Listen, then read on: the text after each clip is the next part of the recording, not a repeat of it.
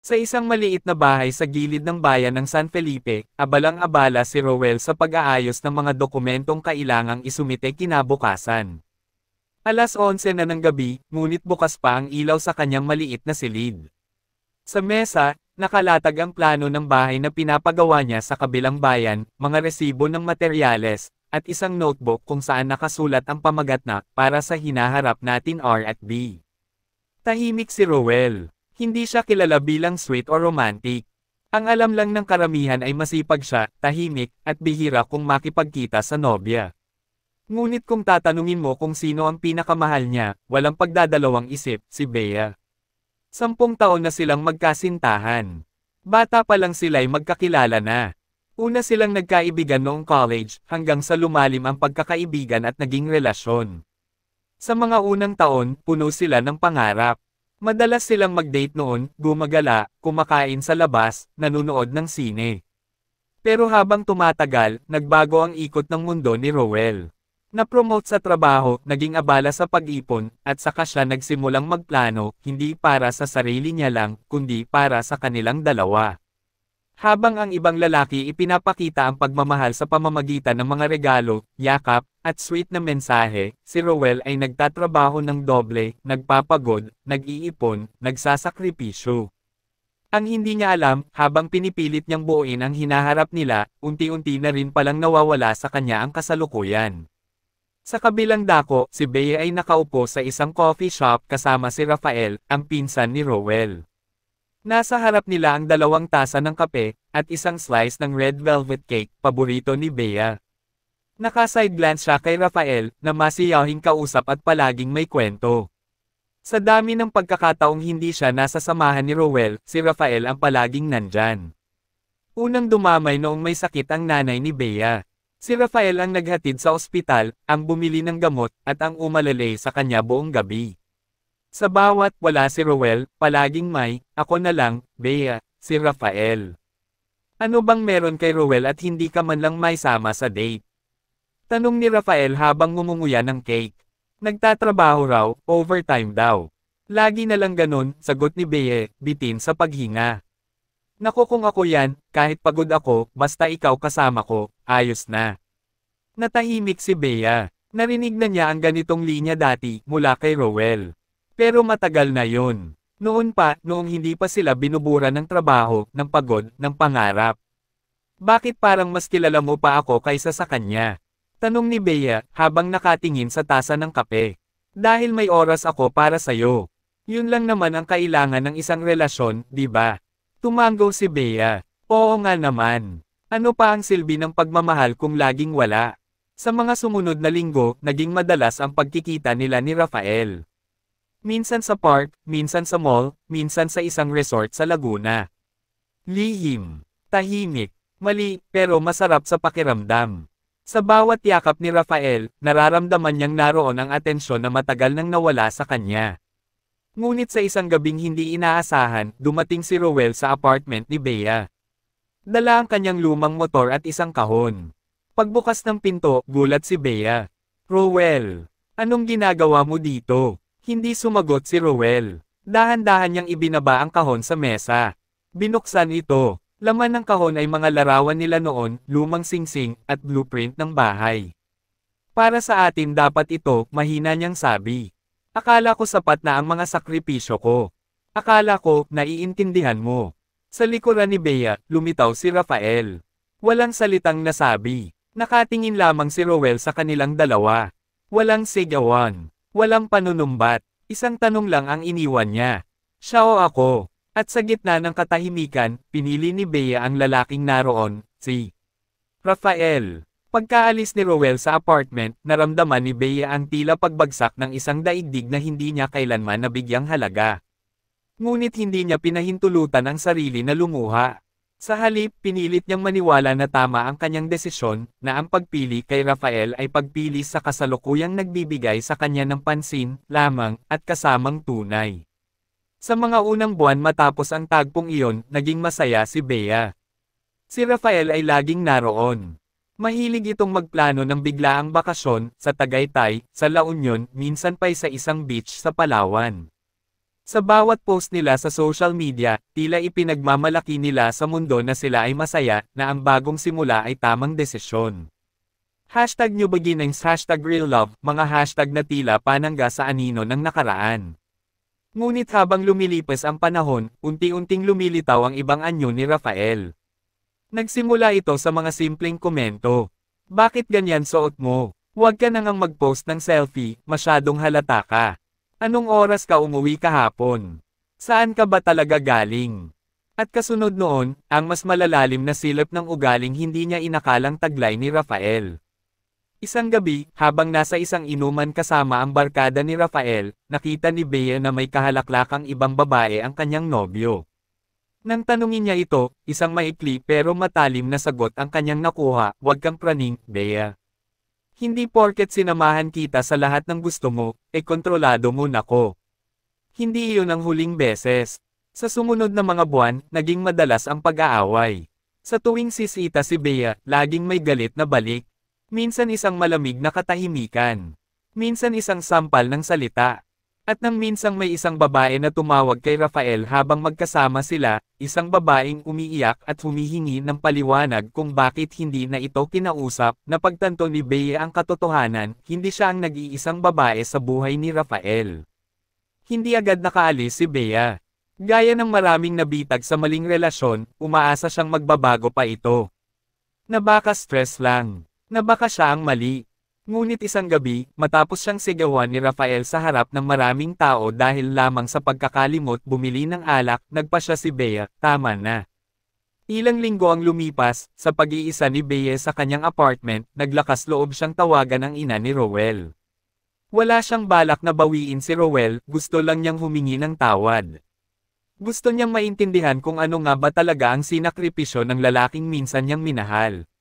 Sa gitna ng pag-uusap nila, sa kanya nalaman ang totoo, "Alam mo ba, iha, ani Aling Celia, kaya di ka masamahan ni Rowel sa mga date noon, kasi halos 3 trabaho ang pinasukan niya.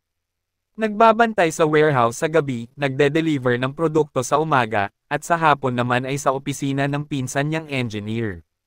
Sabi niya kasi, gusto kanyang bigyan ng bahay na may sariling kwarto ang magiging anak niyo balang araw. Tapos nagtayo pa yan ng maliit na shop para sa'yo, yung pangarap mong butik ng damit." Natigilan si Bea. Ang buong akala niya'y pinabayaan siya. Na hindi siya mahalaga. Pero ang hindi niya nakita ay ang uri ng pag-ibig na hindi maingay, hindi palabas, kundi tahimik at matatag. Gusto niyang umiyak. Gusto niyang bawiin ang lahat. Ngunit huli na. Dahil napag-alaman niyang si Rowel ay may nobya na. Isang simpleng babaeng kakilala niya noon, si Ana, isang dating waitress na minsang nag-abot ng libreng iced tea sa kanila ni Rowel noong unang taon nila bilang magkasintahan. Sa social media, may larawan sila sa harap ng isang bagong bukas na butik, Honest Closet, pangalan ng nobya.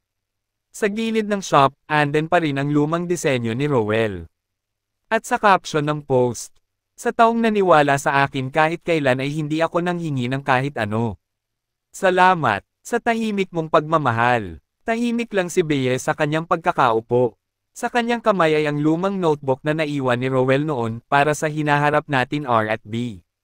Binuksan niya ito, at sa unang pahina, may nakasulat na mensahe, "Kung darating ang araw na mawalan ka ng tiwala sa pagmamahal ko, sana sa mga pahinang ito mo makita ang dahilan kung bakit ako nanahimik.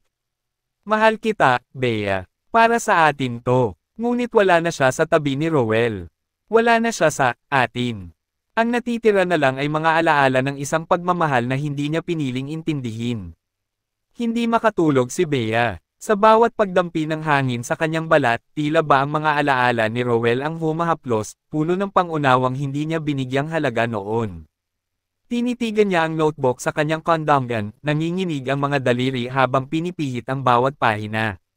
Naroon ang mga drawing ng bahay na may terrace, may tanim na gumamela sa harapan, paborito niya. May mga sketches din ng mga design para sa butik, bibutik, aniya, para kay Bea. Bawat guhit ay punong-puno ng pag-ibig. Bawat plano ay para sa kanya. Pero lahat ng iyon, ibinasura niya sa ngalan ng pansamantalang aliw at atensyon. Ngayon hindi niya alam kung saan babaling. Nais niyang lumapit kay Rowel, humingi ng tawad, pero sa sarili niyang puso, alam niyang huli na ang lahat. Sa kanyang pagkakaupo sa balkonahe ng apartment, naalala niya ang unang gabi na umiyak siya sa harap ni Rafael. Imbes na yakapin siya, tinalikuran siya nito't nagbuntong hininga. Drama mo na naman, Bea. Hindi ako si Rowell na palaging naglalambing kahit pagod. Doon niya unang na-miss si Rowell. Pero tinanggihan niya ang damdaming iyon, pinilit sabihing tama ang kanyang desisyon. Hanggang sa mas dumalas ang malamig na pagtrato, dumami ang lihim na babae ni Rafael, at dumalas ang pananakit, hindi lang sa salita, kundi minsan, pati sa bisig. Isang araw, natagpuan niya ang sarili sa ospital, may pasa sa gilid ng mata. Nahulog po ako sa hagdan, ang palusot niya. Pero alam niya, at alam din ng doktor, na hindi iyon ang totoo. Doon niya tuluyang nilisan si Rafael. Isang linggo ng gabi, hindi na niya napigilan ang sariling puntahan ang butik. Doon sa mismong lugar na minsan nilang pinangarap ni Rowell. Sa labas, nakita niya si Rowell at si Ana, abala sa pag-aayos ng display sa loob. Masigla silang nag-uusap at nagtatawanan. Ang dating seryosong mukha ni Rowell ay punong-puno ng buhay, isang ngiting hindi niya naibigay noon. Napaatras si Bea, tila isang magnanakaw sa sariling alaala. Gusto niyang lumapit, gusto niyang magsalita, pero ano pa ba ang silbi ng paumanhin kung ang sugat ay matagal nang naghilom sa tulong ng iba? Nagpasya siyang iwan ng isang maliit na papel sa ilalim ng pinto. Salamat sa lahat ng ginawa mo. Ngayon ko lang nakita ang tunay mong halaga. Patawad, Rowell. Sana, sa piling niya, mas maramdaman mong ikaw ay pinapahalagahan, B. Wala na siyang hiniling kundi ang kapayapaan sa puso. Hindi pagmamakaawa ng pagbabalik, hindi pag-asang babalikan siya. Gusto lamang niyang humiwalay na may dangal, dala ang aral na minsan, ang pinakamatibay na pag-ibig ay hindi yung palaging naroroon sa tabi mo, kundi yung tahimik na gumagawa ng paraan para sa inyong kinabukasan, kahit hindi mo nakikita. Umaga sa bayan ng San Lorenzo. Ang araw ay bahagyang sumisilip sa pagitan ng mga ulap, at ang hangin ay may dalang malamig na paalala ng mga pagbabagong naganap. Sa kalye ng Lopez Street, tahimik na bumukas ang pinto ng butik na pinangarap noon ni Bea, ngayon ay mas kilala bilang Ana Rowell Clothing. Sa loob, abalang-abala si Ana sa pagsasaayos ng mga bagong dating na paninda habang si Rowell naman ay naglalatag ng bagong disensyong polo shirt sa mannequin. Love! May dumaan dito kagabi, wika ni Ana habang nilalapag ang isang sobra. Iniwan sa ilalim ng pinto. Kinuha ito ni Rowell, tahimik na binuksan. Nabasa niya ang pamilyar na sulat kamay. Isang saglit na katahimikan. Si Ana, bagamat may bakas ng kaba sa mukha, ay marahang lumapit sa kanya. Si Bea, tanong niya. Tumango si Rowell. Hindi na siya nagsalita pa. Marahan niyang itinupi ang papel, inilagay sa kanyang bulsa, at ngumiti kay Ana. Hindi ko nababalikan ang nakaraan, aniya.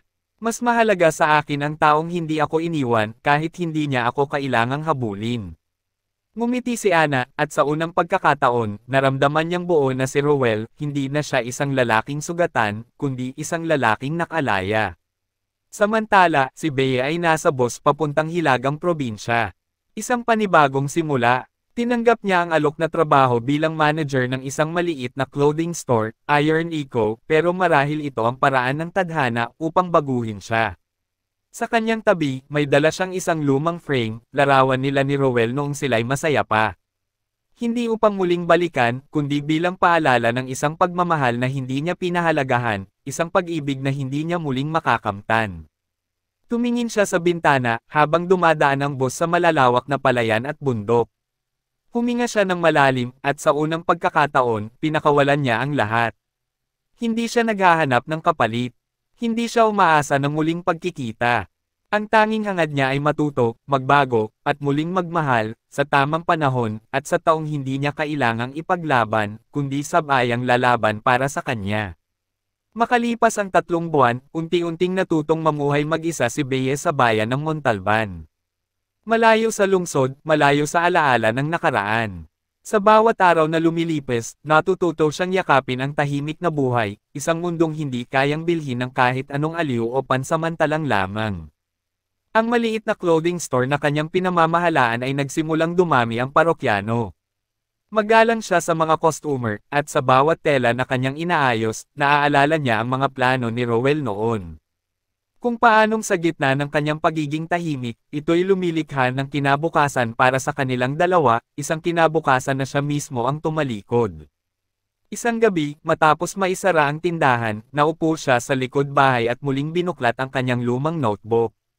Naroon pa rin ang mga pangarap, may mga design siyang isinumite sa Manila Fashion Cooperative, sa tulong ng bagong kaibigang si Ate Minerva, ang may-ari ng bahay na tinutuluyan niya. Sa kanyang panibagong mundo, muli niyang nabuhay ang kanyang sariling mga pangarap. Sa pagkakataong ito, hindi upang mapahanga ang iba, kundi upang buuin ang sarili. Habang iniinom niya ang mainit na tsaa, tinanong siya ni Ate Minerva, napatawad mo na ba ang sarili mo? Napatingin siya sa malayo, sa malamlam na buwan. Siguro hindi pa buo, pero nagsisimula na po ako. Tumanggaw si Ate Minerva. Ang pagkakamali ay hindi para ikulong kahabang buhay. Para yang paso, masakit sa una, pero kung aalagaan mo, maghihilom din. Napaluha si Bea. Hindi niya iyon sinadya, pero ang luhang iyon ay hindi napuno ng pighati, kundi ng unti-unting paghilom. Sa wakas, natututo na siyang tanggapin ang kabigwang siya mismo ang lumikha. At sa pagtanggap, doon niya natagpuan ang lakas. Samantala, sa San Lorenzo, naging matagumpay ang butik ni Rowel at Ana. Dumami ang suki, nakilala sa social media, at naging inspirasyon sa maraming kabataang nais magsimula ng negosyo. Pero hindi pa rin nawawala ang mga alaala, hindi dahil may galit, kundi dahil naging bahagi iyon ng kung sino na siya ngayon. Isang hapon, sa gitna ng abalang pamimili ng tela sa Divisoria, nakita ni Rowel ang isang brochure ng fashion event sa Montalban. Isa sa mga kalahok ang pangalang Bea A. Dominguez. Napangiti siya, tiniklop ang brochure, at isinilid sa kanyang bulsa. Hindi niya balak dumalo. Hindi rin siya naghahanap ng muling pagkikita. Pero sa puso niya, magaan na ang lahat. Kung magtagumpay man si Bea, iyon ay dahil pinili nitong bumangon, humarap sa sarili, at tahakin ang bagong landas. At para kay Rowel, sapat na iyon. Sapagkat ang tunay na pagmamahal ay hindi laging kailangan ng balikan, minsan, sapat na ang kaalaman na ang minahal mo ay natuto, tumibay, at muling natagpuan ang sarili. Bisperas ng fashion exhibit sa Montalban. Sa loob ng munting function hall ng bayan, abala ang mga kalahok sa paghahanda. Isa-isa nang idinidisplay ang mga kasuotan, bawat tahi at birthday bunga ng ilang buwan, kung minsan, taon, ng pagpupunyagi. Kabilang sa mga iyon ang koleksyon ni Bea, 5 kasuotang modernong Filipiniana, pinaghalong tradisyon at kasalukuyan, may kakaibang lalim sa bawat disenyo. Nakatayo siya sa tabi ng kanyang display, suot ang isang simpleng puting bestida. Wala na ang dating kay-abangang asal. Wala na rin ang kilos ng isang babaeng laging naghahanap ng kulang. Sa halip, naroon ang isang babaeng kontento, kalmado, at may bahid ng pag-asa sa mata. Miss Dominguez, may dumating na bisita para sa'yo, tawag ng organizer. Nagulat siya. Walang inaasahang dadalo para sa kanya, maliban sa ilang bagong kaibigan sa bayan. Habang papalapit siya sa entrance ng bulwagan, bumilis ang tibok ng puso niya. Isang silutang pamilyar ang bumungad. Ngunit hindi si Rowel ang nakita niya, kundi ang nanay nito, si Aling Tita. Tita, mahinang sambit ni Bea. Ngumiti si Aling Tita, may dala itong supot ng pandesal at kapeng barako. Namiss mo to, no? Napaluha si Bea at niyakap ang matandang babae. Salamat po, hindi ko akalaing pupuntahan niyo ako. Hindi ako pumunta para saktan ka, anak, sagot ni Aling Tita. Gusto ko lang makita kung paano ka bumangon. Naupo sila sa gilid ng bulwagan. Tahimik ang paligid, tila nagbibigay daan sa huling bahagi ng isang lumang kabanata. Hindi ako nagalit sa'yo noon, Bea. Nasaktan lang ako, dahil alam kong mahal ka ni Rowel.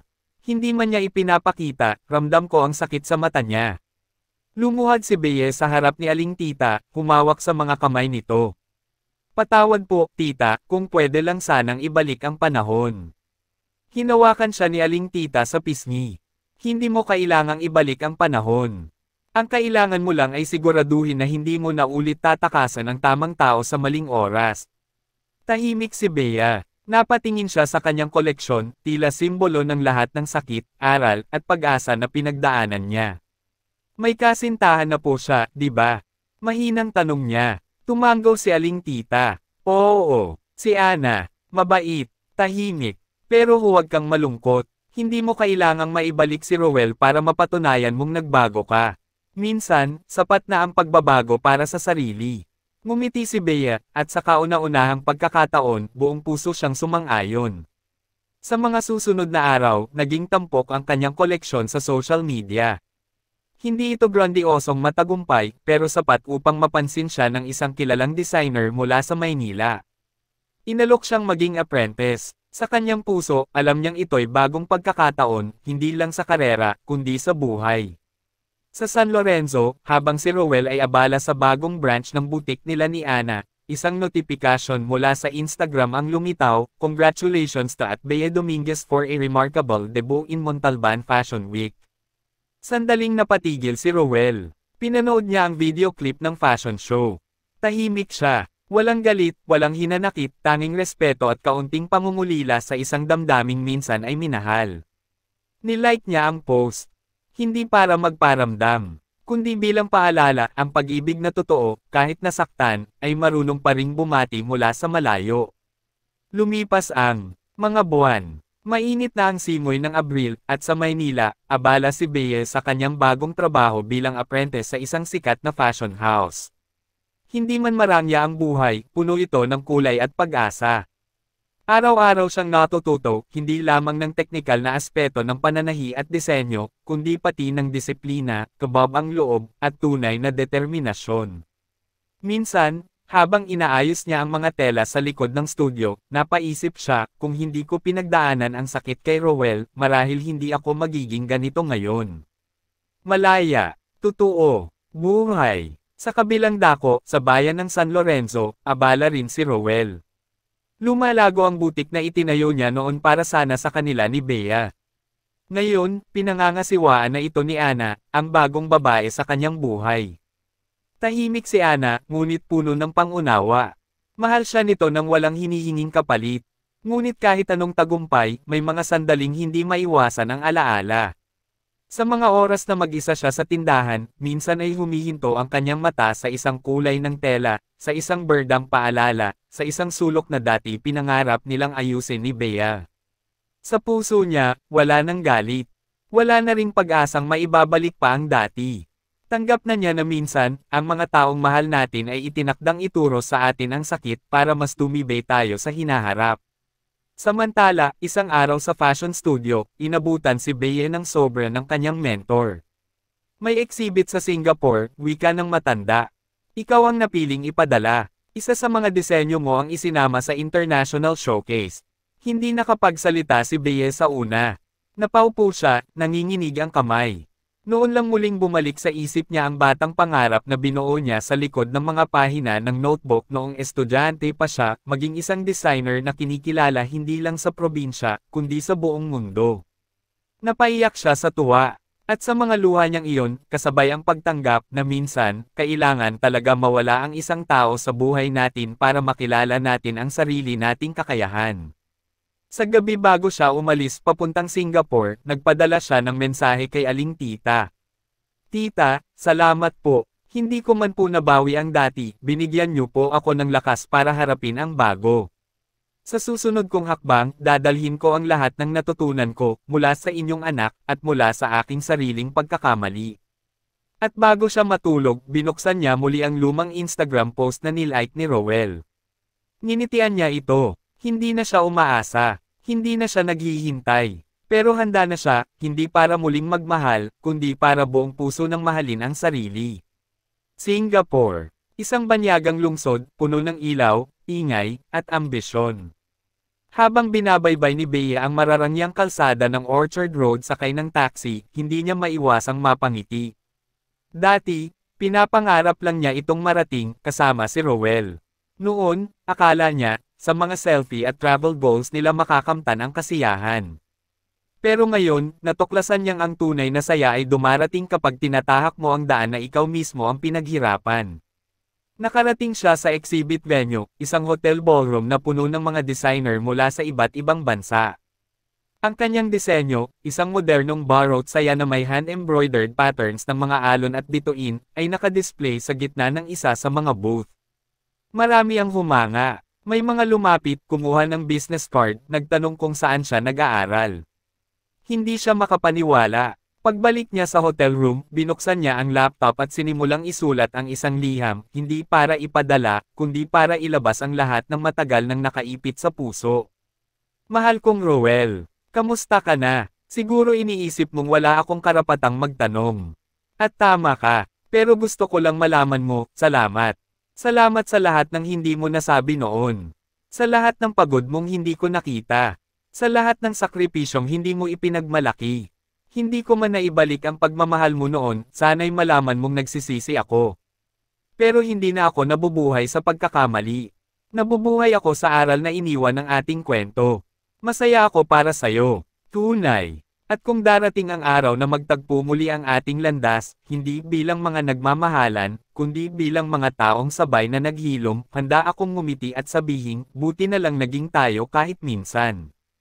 Ingat ka palagi. Nagmamahal, Bea. Pagkatapos isulat iyon, inilagay niya sa draft folder. Hindi na kailangang ipadala. Hindi na kailangang basahin pa ng ibang tao. Ang mahalaga, nailabas niya na. Sa San Lorenzo, habang abala si Roel sa pag-aayos ng bagong rack ng summer collection sa boutique, dumaan si Ana, may dalang kape. Tahimik lang sila sa una. Normal na ang ganitong sandali sa kanila, tahimik, kampante, walang drama. May nakita akong post ni Bea. Nasa Singapore na raw siya. Design exhibit, biglang sabi ni Ana. Saglit na natigilan si Roel. Tumango siya. Oo, nakita ko rin. Magaling talaga siya. Hanga ako sa kanya, tugon ni Ana. At higit sa lahat, hanga ako sa'yo. Kasi kahit nasaktan ka, hindi mo siya siniraan. Napatingin si Roel sa kasintahan. Hinawakan niya ang kamay nito. Hindi lahat ng sugat kailangang ipakita. Minsan, sapat na ang tahimik na paghilom. Ngumiti si Ana. At sa sandaling iyon, alam nilang pareho, tapos na ang lumang kabanata. At sa kabila ng lahat, nagpatuloy ang buhay, mas buo, mas payapa, at may lugar pa rin para sa pagmamahal. May malamig na simoy ng hangin sa unang gabi ni Bea sa Singapore pagkatapos ng exhibit. Sa rooftop ng tinutuluyang hotel, tanaw niya ang mga ilaw ng syudad na tila bituin sa lupa. Tahimik siyang nakaupo sa isang bench, bitbit ang sketchpad at lapis. Hindi na siya umiiyak sa mga alaala. Ngayon, iginuguhit na lamang niya ang mga ito. Sa bawat linya ng damit na nililikan niya, naroon ang piraso ng kanyang naging buhay, ang sakit, ang pagkakamali, at ang muling pagbangon. Kinabukasan, nakatanggap siya ng email. Isang independent fashion label sa Kuala Lumpur ang gustong makipag-collaborate sa kanya. Nais daw ng brand owner na ipalabas ang kanyang disenyo sa isang international streetwear event sa Thailand. Hindi makapaniwala si Bea. Ang dating pangarap na tila imposibleng maabot ay unti-unti nang natutupad. Nagpasya siyang tumawag kay Aling Tita upang ibahagi ang magandang balita. Anak, natutuwa ako para sa'yo, masayang wika ng matanda. Alam kong hindi ka man naging perpekto, pero pinatunayan mong kaya mong bumangon. Tita, salamat po, sa lahat-lahat. Kung hindi niyo po ako kinausap noon, baka hindi ko na po makita ang sarili kong halaga. Bea, lahat ng tao nagkakamali. Pero hindi lahat may tapang humarap at itama iyon. Ipagpatuloy mo lang ang paglipad, anak. Sa kabilang linya, hindi man niya kita ang mukha ni Aling Tita, dama niya ang init ng pagkalinga nito. Isa ito sa mga bagay na hindi niya kailanman makakalimutan. Samantala, sa San Lorenzo, gumuguhit din ng bagong yugto ng buhay ni Roel.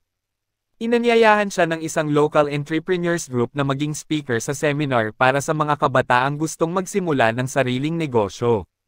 Nagulat siya sa imbitasyon, pero tinanggap niya iyon. Sa kanyang pagharap sa entablado, isinalaysay niya hindi lang ang tagumpay ng kanilang butik, kundi pati ang pinagmulan nito. Ito pong tindahan na ito, hindi ko inisip para sa sarili ko noong una. Itinayo ko ito para sa isang taong minahal ko. Hindi kami nagkatuluyan, pero sa proseso ng pagtatayo nito, natutunan ko rin mahalin ang sarili ko. Naghiyawan ng mga kabataang tagapakinig. Isa siyang huwaran sa mata nila, hindi dahil sa negosyo lang, kundi dahil sa tapang niyang aminin ang kanyang kahinaan at pagkatalo noon. Pagkatapos ng seminar, nilapitan siya ni Ana at mahigpit siyang niyakap. Proud ako sa'yo, bulong nito. Sa kanyang puso, dama ni Roel na nasa tamang lugar na siya. Hindi perpekto, hindi kasing kinang ng mga pinangarap noon, pero totoo at payapa. Sa magkaibang bahagi ng mundo, si Bea at si Rowell ay naglalakad sa kani-kanyang daan. Minsan, napapaisip pa rin sila kung, paano kaya kung, pero ang mga tanong ay hindi na tanikala. Isa na lamang itong mahina at mayanhing paalala na sila ay naging bahagi ng isa't isa, at hindi na kailangang bumalik sa nakaraan para masabi mong nagmahal ka ng totoo. Ang mahalaga, natutong tumindig. Natutong magpatawad. At higit sa lahat, natutong magmahal muli, ng buo, ng walang hinanakit, at ng may pasasalamat. Dumating ang tag-init sa Singapore, mainit pero maaliwalas, parang bagong pahina ng buhay ni Bea. Sa isang maliit ngunit makulay na design studio sa Bugis, nagsimula siyang magtrabaho bilang junior creative designer para sa isang kilalang local brand. Hindi man ito marangya, ramdam niya ang kasiyahan sa bawat araw. Dito siya muling nakatagpo ng tunay na halaga, hindi bilang nobya, o bilang taong nagkamali, kundi bilang Bea, isang babaeng mulat na sa kanyang sariling landas. Sa mga lumipas na buwan, lalong lumalawak ang kanyang pangarap. Pinag-ipunan niya ang pagkuha ng mga online courses tungkol sa fashion entrepreneurship. Tuwing gabi, pinupuno niya ng sketch ang kanyang notebook.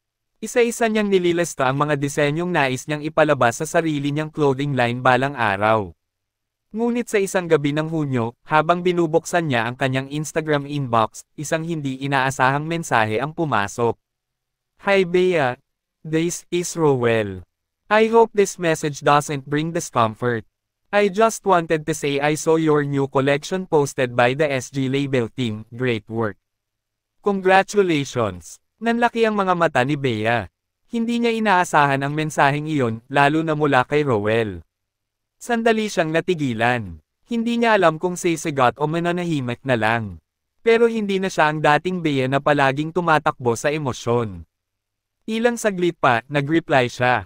Hi Rowell. Maraming salamat. Gulat ako na nag-message ka. I really appreciate it. Hope you're doing well too. Simple. Payapa. Wala nang hinanakit, wala nang tanong. Tumugon si Rowell. Yes. Doing well. Our shop just launched a summer line inspired by local handwoven fabrics. It's doing good. I'm happy for you, Bea. You deserve what you're achieving now. Doon napangiti si Bea, hindi ng panghihinayang, kundi ng pag-asa. Sa wakas, nagtagpo sila muli, hindi upang muling magsimula, kundi upang kilalanin ang pagsasara ng isang yugto.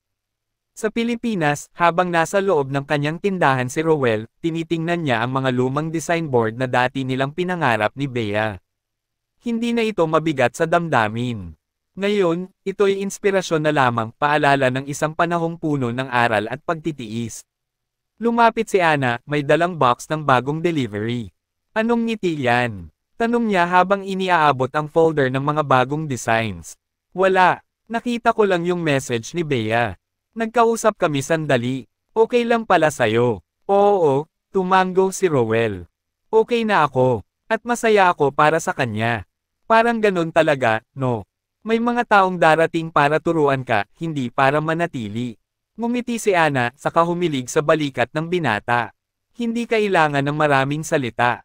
Sa mga mata nila, pareho nilang alam, hindi man sila ang simula ng isa't isa, sila ang naging tahanan pagkatapos ng unos.